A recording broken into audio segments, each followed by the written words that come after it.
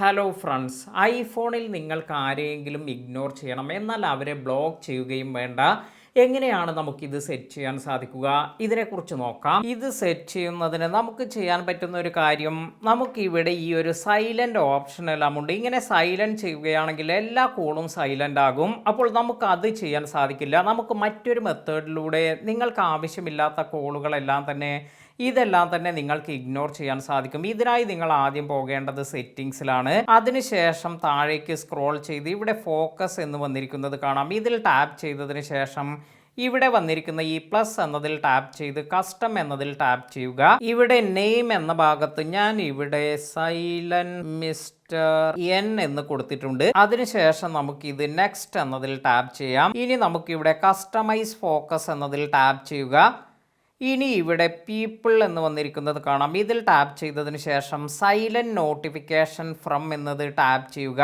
ഇനി ഇവിടെ ആഡ് എന്നൊരു ഓപ്ഷൻ വന്നിരിക്കുന്നത് കാണാം. ഇതിൽ ജസ്റ്റ് ടാപ്പ് ചെയ്യുകയാണെങ്കിൽ നമുക്ക് ആരെയാണോ സൈലൻറ്റ് ചെയ്യേണ്ടത് അവരുടെ നമ്പർ ഇതിൽ നിന്നും ആഡ് ചെയ്യുക. അതിനുശേഷം ഈ ടിക്ക് മാർക്ക് എല്ലാം കൊടുത്തതിന് ശേഷം ഇനി നമുക്കിവിടെ ഇത് ടിക്ക് ചെയ്ത് ഈ ഒരു കാര്യം ഇപ്പോൾ ഇവിടെ എനേബിൾ ആയിട്ടുണ്ട്. ഇനി നമ്മൾ ചെയ്യേണ്ടത് ഇവിടെ പോയതിന് ശേഷം ഇവിടെ നിന്നും ഇത് താഴേക്ക് ഡ്രാഗ് ചെയ്തതിന് ശേഷം ഇവിടെ നിങ്ങൾക്ക് നിവേദ് ആക്കപ്പറമ്പിൽ എന്ന പ്രൊഫൈലാണ് ഇപ്പോൾ സെലക്ട് ചെയ്തിരിക്കുന്നത്. ഇത് മാറ്റി നമ്മൾ ഇപ്പോൾ ക്രിയേറ്റ് ചെയ്തിരിക്കുന്ന ഈ സൈലൻസ് എന്ന ഈ ഒരു കാര്യം ഓൺ ചെയ്ത് വെക്കാം. അതായത് നമുക്ക് ഈ ഒരു പേജെല്ലാം തന്നെ ആക്റ്റീവായിട്ടുണ്ട്.